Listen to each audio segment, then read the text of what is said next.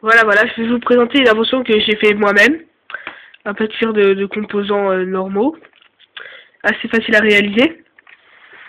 Alors j'ai pris un fil que j'ai récupéré sur une personne. Du coup c'est du mode quelques volts qui arrive à fond. Alors là c'est la diode pour dire que c'est bien en marche. Là vous avez le test pour savoir si ça a 9 sonne.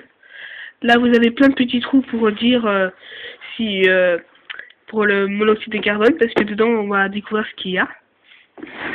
Là on a on-off, c'est-à-dire que si le courant de la maison saute, ça va se mettre à sonner, parce que quand la nuit il y a les machines à laver qui sont en mode programmateur, et bah quand le courant saute il n'y a plus de courant. Du coup les machines la machine à laver ne peut pas se déclencher, évidemment.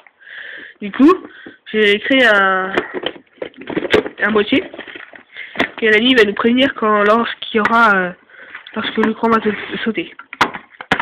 Voilà. Alors là, il y a la diode que je vous ai montré à l'extérieur. Alors le détecteur de monoxyde de carbone avec la pile de volts.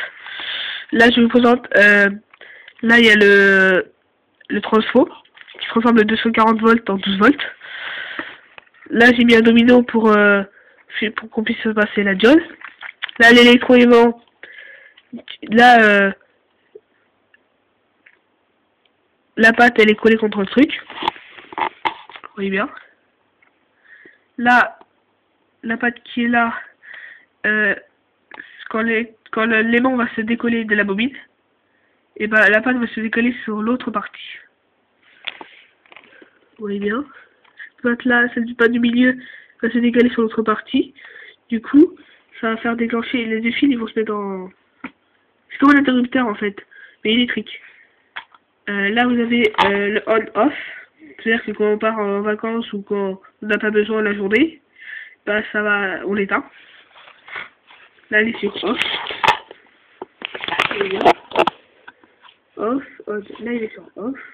Et là je vais sur on. Voilà. C'est-à-dire que si le courant de la maison saute, regardez ce que ça va se produire.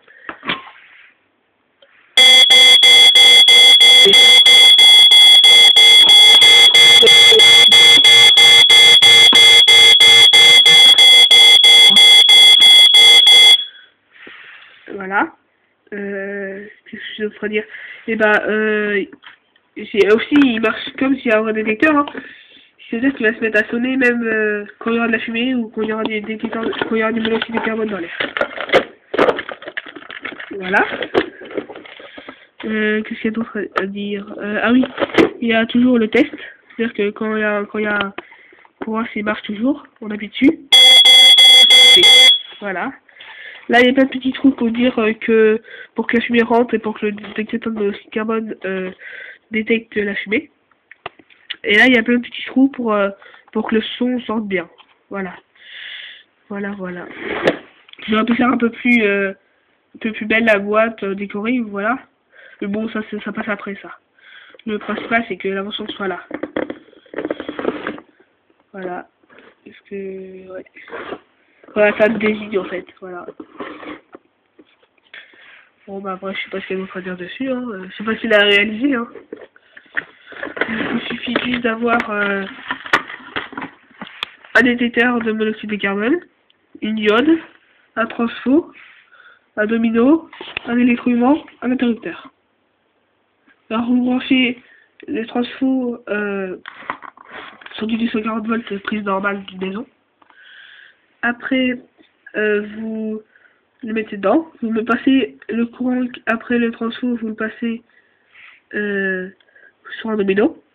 Après, les deux autres trous du domino, vous branchez la diode, plus et moins, parce qu'une diode, ça respecte le plus et moins. Après, vous prenez un électroaimant, ça se trouve dans les... Moi, je l'ai trouvé dans les boîtiers du portail électrique. Je l'ai trouvé, hein, mais ça se trouve facilement, pardon.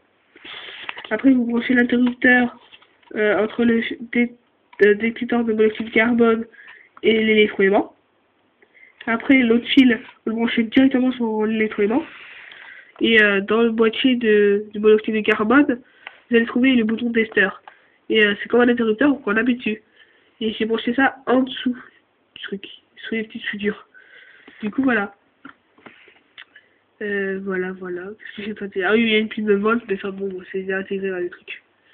Du coup, faut compter à peu près, ça coûte 5 euros, on va dire. L'électroaimant, bah, ça se trouve gratuit. Dans les top on en trouve partout, 2 millions partout. Et c'est ça coûte 20 euros, mais bon, voilà.